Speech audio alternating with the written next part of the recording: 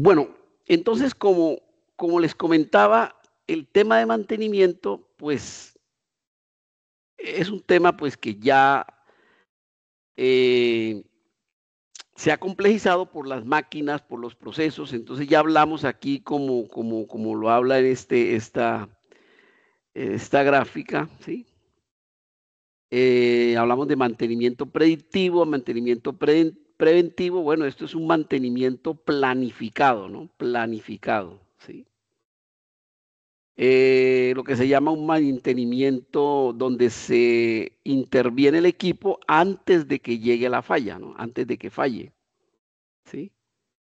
Porque ya cuando actuamos después de la falla, entonces eso es lo que llamamos un mantenimiento tipo correctivo, ¿sí? Y junto con ese mantenimiento planificado y un análisis de causa raíz, lo que se busca es darle más confiabilidad a los equipos, ¿sí? Más equipos más confiables, que fallen menos, que el tiempo medio entre fallas sea mayor, ¿no? Tiempo medio entre fallas es una variable muy importante de la confiabilidad de un equipo, ¿no? Siempre se busca ampliarlo, ¿no? Es el tiempo donde esperamos que un equipo va a fallar, ¿no?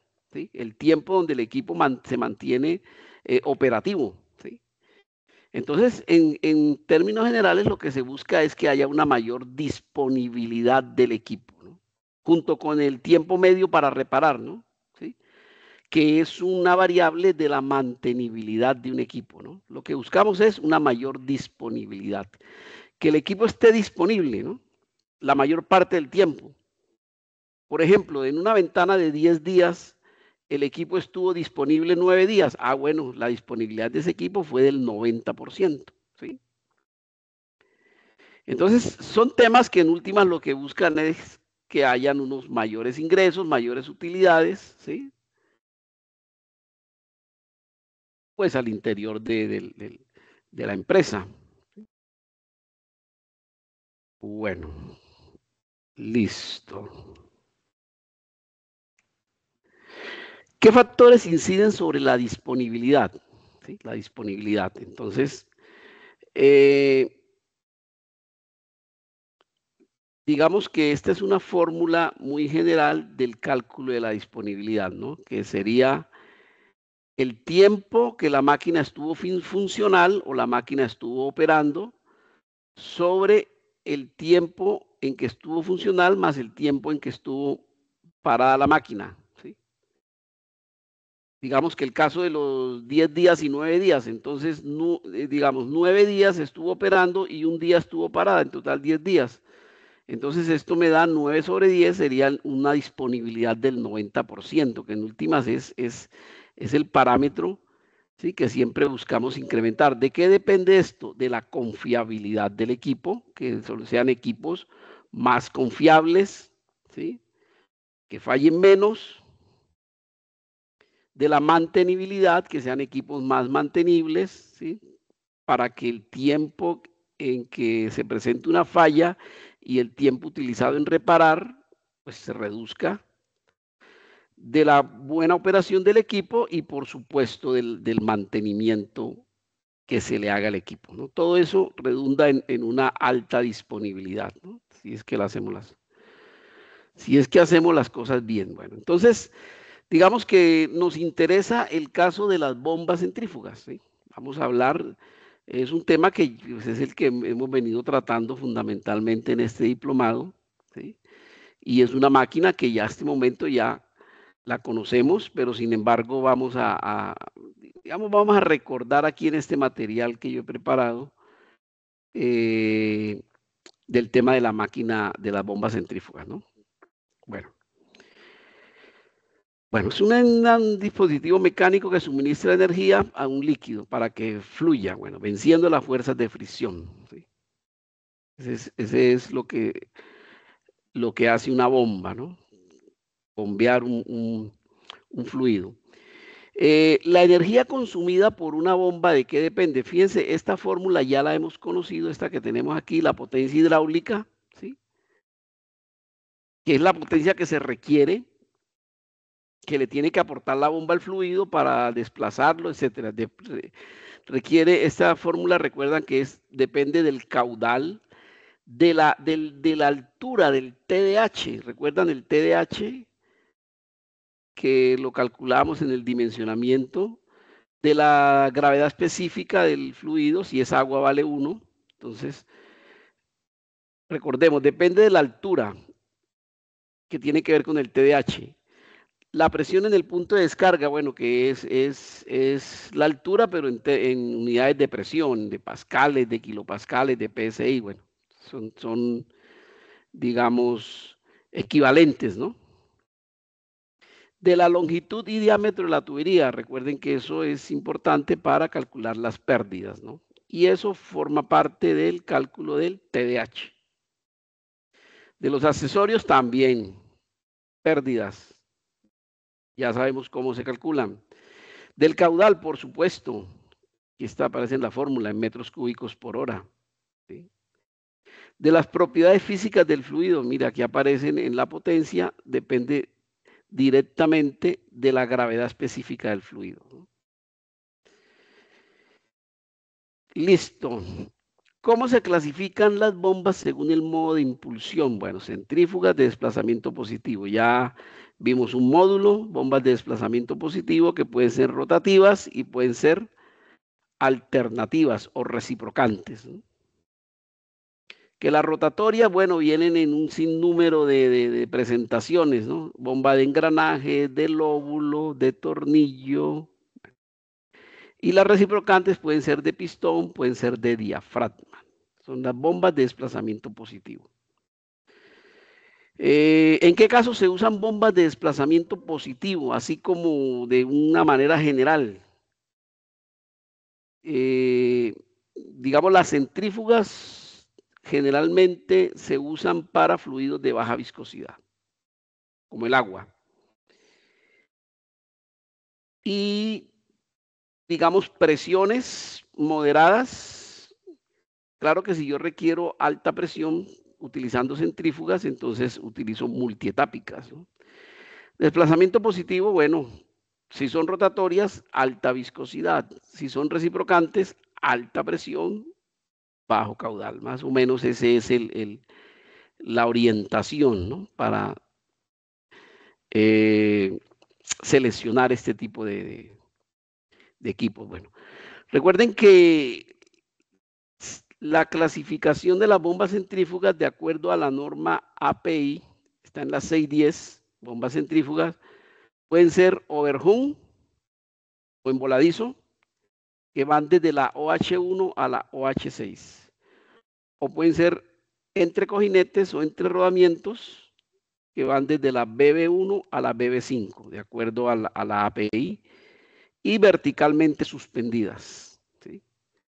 Que se clasifican desde la BS1 hasta la BS7, ¿no? Ese sería el tema de la clasificación de las bombas centrífugas. ¿Recuerdan esta bomba, la OH2 de la API? Bueno, principales partes, los rodamientos, el eje, el sello, la carcasa, el impulsor y en una bomba de eje libre, elemento conductor, el acople, la bomba como tal, ¿no? Funcionamiento de una bomba centrífuga. Bueno, por efecto centrífugo, el fluido ingresa por el ojo del impulsor, es acelerado por el impulsor. Aquí tenemos en este corte así frontal mejor. Le imprime una velocidad y cada vez esa velocidad se va convirtiendo en presión porque el ancho, la sección transversal va creciendo, ¿sí? Esa es la forma en que funciona una bomba centrífuga, ¿sí? Ese funcionamiento no es muy adecuado para esos fluidos que llamamos no newtonianos, que si usted los impacta, ellos van a cambiar sus propiedades, ¿no? Porque es que esto es una licuadora, ¿no? Por eso es que el agua, que es un fluido newtoniano, pues es adecuado para trabajar con bombas centrífugas. Bueno, aquí vemos una BB2 between bearing, Por supuesto que los rodamientos están a los lados y en la parte central está el impulsor cerrado. Es de doble succión, succiona por un lado y succiona por el otro, ¿sí? Por ambos lados. Bueno, ¿ustedes recuerdan qué ventaja tiene tener un impulsor de doble succión? ¿Y qué ventaja? Y de pronto de between bearing, entre rodamientos. ¿Alguien me puede recordar quién se lanza ahí? Estamos diciendo que es de doble succión, ¿no? Eso tiene alguna ventaja. Bueno, estas bombas son costosas, ¿no? Estas bombas son costosas, son tremendas bombas en tamaño. Y fíjese que aquí me habla de mire el flujo que maneja esta bomba. Yo saqué aquí la ficha técnica. Estamos hablando de 4.100 metros cúbicos por hora. Eso es una barbaridad. O 18.000 galones por minuto. Estamos hablando que con cabezas de hasta 450 metros. O sea, esto es una bomba enorme, ¿sí? Hasta 100 bar o 1400 PSI. Eso es una presión, ¿sí? Eso es una bomba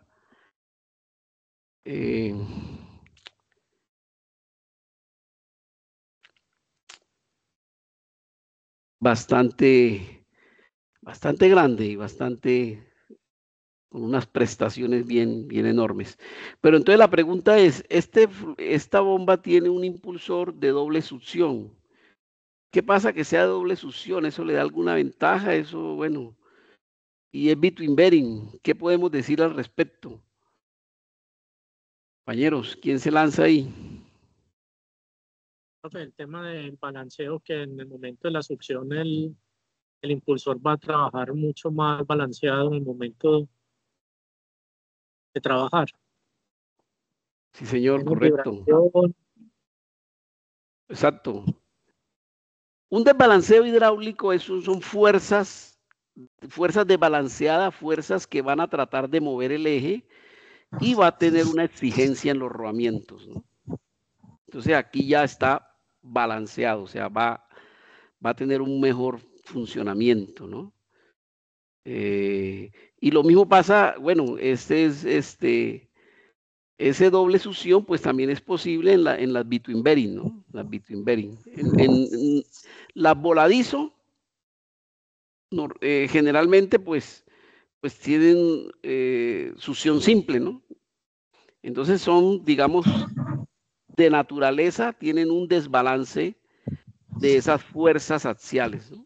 Entonces, ahí pues el fabricante ya tendrá en cuenta esa fuerza desbalanceada axial y ya pondrá rodamientos que puedan absorber ese tipo bueno, el rodamiento realmente no absorbe esas fuerzas desbalanceadas. El rodamiento lo que le transmite es eso a la carcasa, ¿no? Realmente en la carcasa, ¿sí? Donde van a parar, ¿no? Por eso es que esa bomba tiene que estar bien anclada, bien sujetada sobre una fundación, porque en últimas esa fundación es la que sí me va a absorber eso, ¿no? Sí. Realmente eso es lo que está pasando. Bueno, esto lo tratamos, es de una etapa, el tipo de impulsor cerrado, entre rodamientos, doble aspiración, habíamos hablado. Bueno, mírenla aquí, esta es una bomba, esta es una BB2, ¿no? Aquí miren la descarga, ¿sí? Bueno, la succión está en la parte posterior. Pero los caudales y las presiones que maneja son enormes. Y esta ni se diga, ¿no? Porque es multietápica, ¿no? Ya habíamos hablado de esta bomba entre rodamientos, y esta es una verticalmente suspendida, ¿sí? De pronto para sumideros, para pozos, tiene ciertas aplicaciones. Sin embargo, la bomba sumergible ha venido como desplazando un poco, ¿sí? Esta aplicación de las BS, ¿no? Mírenlas ahí, bombas verticales. Averías más frecuentes en bombas. Definitivamente los rodamientos y los sellos mecánicos se llevan ese título, ¿no? Son los elementos que más fallan en un equipo, en una bomba centrífuga, ¿no? Porque son elementos que de alguna manera están conectando la parte estática con la parte rotativa de la máquina, ¿no? Es un punto crítico de la máquina, ¿sí? Entonces son bombas que son muy propensas a la falla, ¿no? ¿Sí? El acople, claro, es un elemento el que conecta el motor con la bomba, ¿sí? Entonces, es un elemento que si nos salimos de ciertas tolerancias de fuerzas, de torques, ¿sí? No bien seleccionado el acople, pues es un elemento que fácilmente nos va a fallar, ¿no? El impulsor. Bueno, el impulsor. Aló, ¿hay alguna pregunta por ahí? Bueno, el impulsor es un elemento que no debería fallar, ¿no? El impulsor no debería fallar. Una bomba funcionando en buenas condiciones, la vida útil del impulsor prácticamente es la vida útil de la bomba, ¿sí? En condiciones normales. Pero hay ciertas, digamos, formas de mal funcionar la bomba que me afectan el impulsor. Por ejemplo, corrosión por características del fluido, ¿sí? O sea, digamos que los materiales generalmente se seleccionan de tal forma que sean compatibles químicamente con el fluido, ¿sí? Entonces, si eso no es así y tenemos un fluido corrosivo, bueno, complejo, pues el impulsor se va a deteriorar o la cavitación, ¿sí? Es un problema, es un fenómeno que ataca principalmente al impulsor, ¿no? ¿Sí? Y es un tema de diseño, ¿sí? Donde la bomba viene propensa al tema de la cavitación, ¿no? Y es un tema que vamos a ver de manera muy especial en el siguiente módulo. Aflojamientos mecánicos en el conjunto, normalmente es debido al funcionamiento de la bomba, pueden haber algunas sujeciones, tornillos, espárragos que sufren aflojamientos, superan ciertas tolerancias, entonces eso forma parte de lo que se llama un mantenimiento predictivo, la inspección, ¿sí? Inspeccionar rutinariamente, importante. Eso es predictivo. Predictivo no solamente es análisis de vibraciones, análisis de aceite, de ultrasonido. Sí, eso es, digamos, un análisis sofisticado de un mantenimiento predictivo. Pero la inspección también es predictiva, ¿no? Es mirar el estado del equipo, ¿no? Y las desalineaciones, definitivamente. Hay dos puntos en la máquina fundamentales críticos para el tema de la desalineación, que es la parte del acople, donde el eje se une el eje de la bomba y eje del motor, ¿no? Esto debe estar de una manera alineada, muy bien alineada, ¿sí? Esa es una parte crítica. ¿Por qué? Porque esto genera vibraciones y afectaciones en la máquina. Inclusive una bomba desalineada consume más, o sea, desde el punto de vista energético también es bueno tener un plan de alineación para los equipos, ¿no? Que sea algo sistemático, por ejemplo, sería algo sistemático que se haga anualmente, por ejemplo, ¿sí? No solo por temas de confiabilidad del equipo, sino también por temas energéticos. Los desequilibrios o los desbalanceos también es muy importante, ¿no? En el eje, en el impulsor. Cuando el eje de inercia no coincide con el eje rotacional, va a haber un desbalanceo, ¿no? Y esto, por supuesto, me va a generar problemas, ¿sí? Problemas de vibraciones fundamentalmente, ¿no? Bueno, este tema de la desalineación y los desequilibrios también es un tema que hay que, también es todo un cuento, porque yo puedo tener una bomba alineada en reposo, ¿sí? Perfectamente alineada. Pero cuando esta bomba funciona, sobre todo, por ejemplo, si estamos trabajando con fluidos calientes de alta temperatura, ¿sí? Donde con la temperatura, pues el material va a tener ciertos incrementos, pues voy a tener una bomba en funcionamiento perfectamente desalineada, ¿sí? Así en reposo esté alineada, ¿sí? Entonces es un tema en la cual pues hay que tener en cuenta también las condiciones, ¿no?, del fluido que me pueden generar estos desequilibrios y estas desalineaciones. Listo. Aquí vemos el funcionamiento de un sello mecánico muy sencillo. Aquí está el impulsor, la parte rotativa y la parte estática. Entonces es un elemento muy sensible a las vibraciones. ¿Por qué? Porque funciona con película de lubricación y en unas vibraciones pues va a haber un choque, esa película se va a perder y va a haber un choque entre caras y pues vamos a tener problemas ahí en ese tema.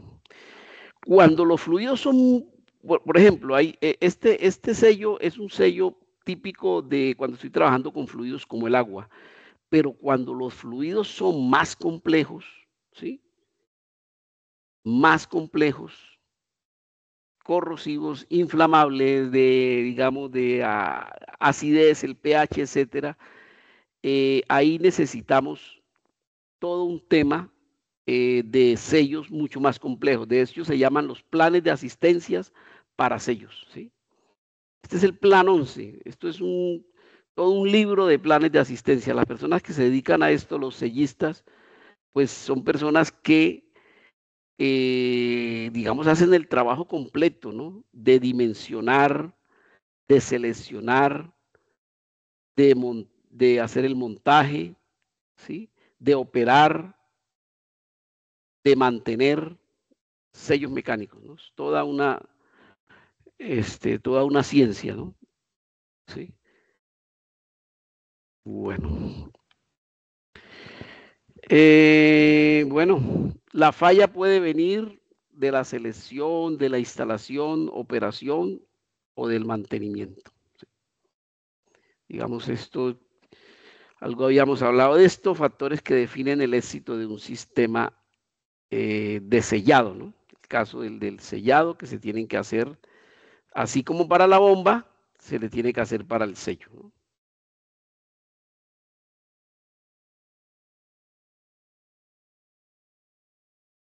Bueno, hay un tema,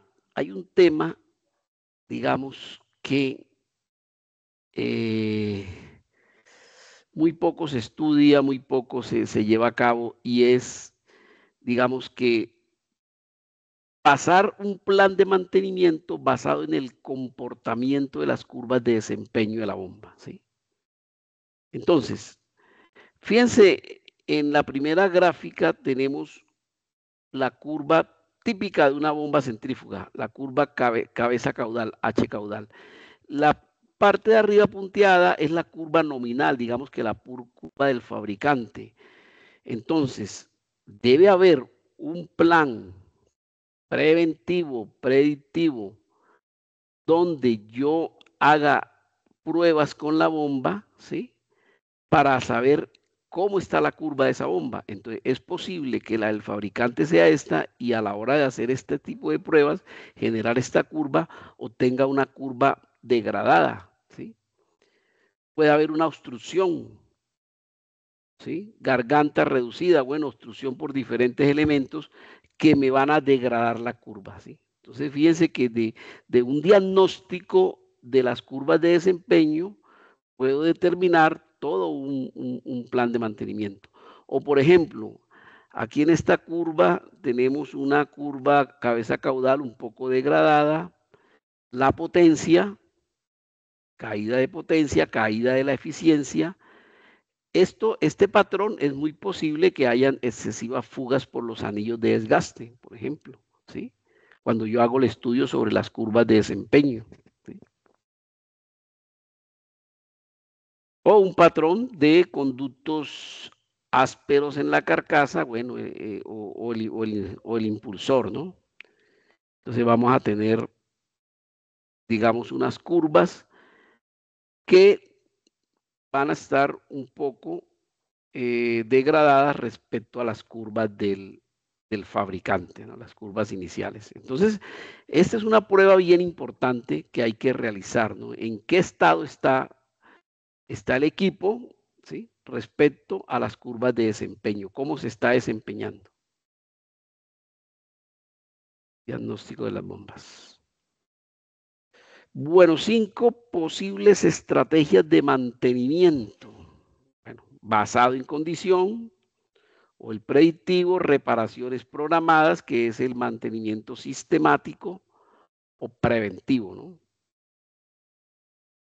Reemplazo programado, ¿listo? Cuando se búsqueda de fallas, también hacerle pruebas al equipo, ¿sí? Y bueno, si es posible, pues llegar al punto de rediseñar. Hay una terminología del mantenimiento, digamos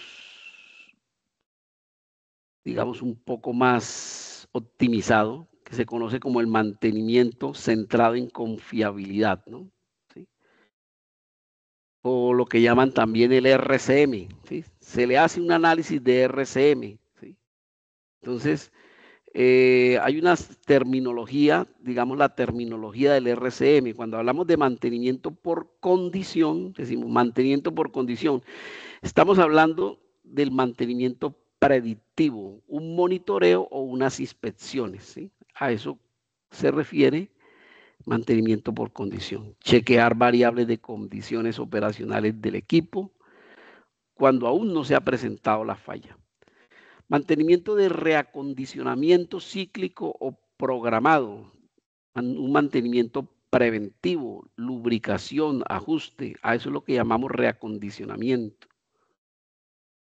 Mantenimiento de reemplazo, situación cíclica. Bueno, este es un preventivo donde se programan los reemplazos, ¿no? Decimos que un rodamiento hay que cambiarlo a las 20.000 horas de funcionamiento, ¿sí? Estamos hablando de un mantenimiento sistemático, ¿no?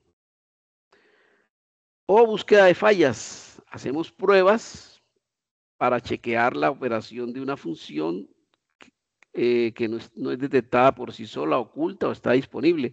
Por ejemplo, cuando hacemos pruebas a ver si la válvula de alivio o la válvula de seguridad funciona, ¿sí?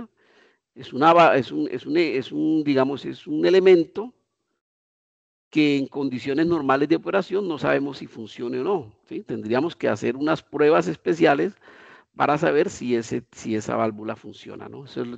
En el RCM se llama búsqueda de fallas o pruebas en término más tradicional. Ok. Bueno, este es mantenimiento. Bueno, esto es extraído de un manual de un equipo, ¿no? Pero me pareció interesante. Me pareció interesante porque en este manual pues explica muy bien, se da esa tarea. Respecto, por ejemplo, vamos a leer aquí algo, inspecciones de mantenimiento. Mantenimiento de rutina, inspecciones trimestrales, inspecciones anuales. ¿Sí? ¿Qué es el mantenimiento de rutina? Bueno, el lubrique, inspecciones de rutina. Bueno, inspeccionar el nivel, el estado del aceite, los ruidos, ¿sí? El tema de vibraciones, bueno. Inspecciones trimestrales. Controle la base y los pernos de sujeción estén ajustados. Anuales, fíjense, anuales, controle la capacidad de la bomba. ¿Yo cómo le controlo la capacidad a la bomba? Pues tengo que hacer la curva de la bomba, la curva de desempeño, ¿no? ¿Y cómo se hace la curva de desempeño? Ah, bueno, ¿yo cómo genero la curva de desempeño?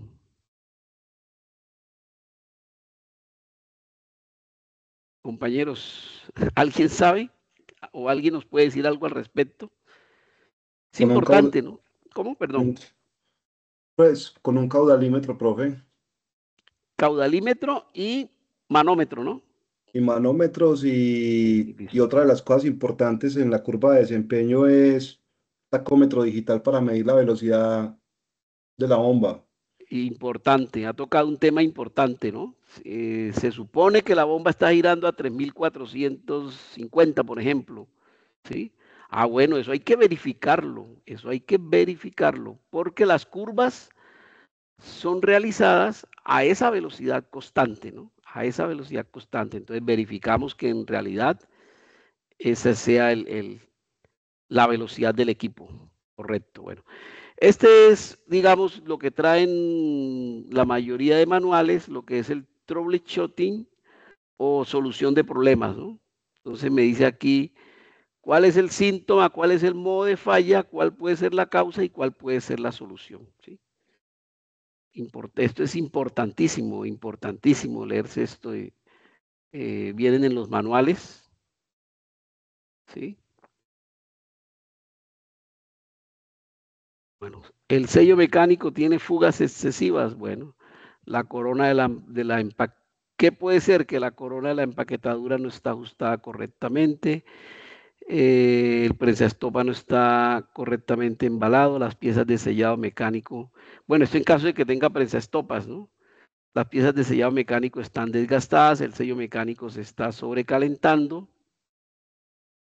Es posible que hayan problemas de lubricación y refrigeración. Bueno, este es bien interesante, ¿no? El troubleshooting del equipo. Ok, quiero mostrarles un plan de mantenimiento. Vamos a mostrar aquí un plan de mantenimiento.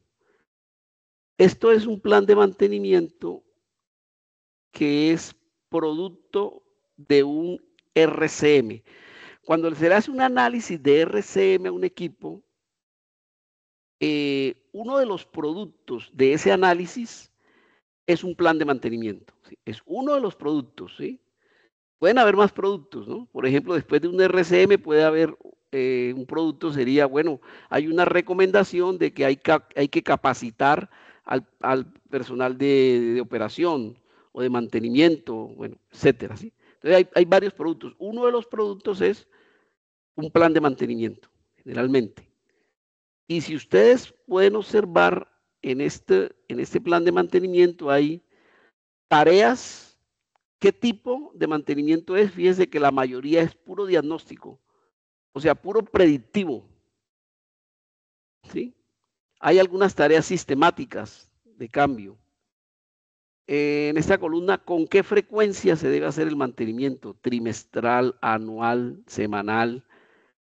¿Quién hace ese mantenimiento? ¿Cuál es la especialidad de la persona que hace el mantenimiento? Mecánico, electricista, instrumentista. Y esto parece mucho, digamos ahí 67 tareas, pero realmente el tiempo es, ¿sí? Digamos, en este diagnóstico, verifique la ausencia de fugas en el cuerpo de bombas, una verificación, una inspección, se estima un tiempo de 2 minutos, ¿sí? Entonces, eh, hay, digamos, tareas que se pueden hacer de una manera muy rápida. Veamos los temas sistemáticos, por ejemplo. Aquí hay una operación o una tarea trimestral sistemática. Realizar engrases de válvulas manuales. Bueno, eso hay que hacerlo sistemáticamente. Y más o menos un tiempo estimado de 30 minutos. ¿Sí? Sistemáticamente. Hay tareas que son sistemáticas, es decir, cada tantas horas hay que hacerse. Digamos que no vamos a inspeccionar, a ver cómo está, ¿sí? Por ejemplo, digamos, una intervención sistemática en nuestro carro, el cambio de aceite. Recomendación, cada 5.000 kilómetros hay que cambiar el aceite al motor, ¿sí? Entonces, normalmente nosotros cada 5.000 kilómetros, cambio de aceite, cumplimos esa recomendación. No hacemos una prueba de aceite, a ver cómo está el aceite, a ver si me puede aguantar un poco más. Normalmente eso no es lo que se hace, ¿sí? O sea, eso es lo que llamamos una tarea sistemática, ¿sí? Que es trimestral. Una tarea anual sistemática, por ejemplo, realizar limpieza del cárter o depósito del aceite anualmente por un mecánico. Tiempo, está una hora es la duración de ese. Bueno, y así veamos aquí una tarea sistemática anual, aquí las tareas anuales, tarea sistemática. Calibrar instrumentación de la bomba, tomar muestra de aceite y realizar un análisis, una tarea sistemática por un analista de aceite. ¿Sí? Realizar una termografía, bien importante, por un termógrafo, 30 minutos, ¿sí? Ahorita es muy fácil, ¿no? Con esas cámaras termográficas, no es sino apuntar al sitio donde queremos saber, ¿sí? Esos puntos calientes, digamos, toda una ciencia donde puedo determinar digamos, las posibles fallas potenciales de un equipo, ¿sí? Por temas de temperatura, ¿sí? ¿Sí? Unas temperaturas, pues, que normalmente, ¿sí? Hay unas diferencias muy grandes, entonces ya el termógrafo sabrá si eso obedece a una posible falla y no es un comportamiento normal del equipo. Listo, miren, este es un plan de mantenimiento completo de una bomba centrífuga monoetápica horizontal, ¿sí? Entonces yo ese se los dejo ahí, me parece bien interesante, bien completo, ¿sí? De inspección sistemático.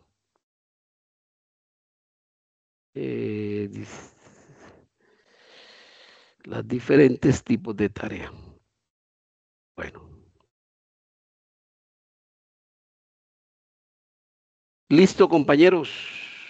Ese es lo que les quería comentar. Vamos a detener la grabación. Eso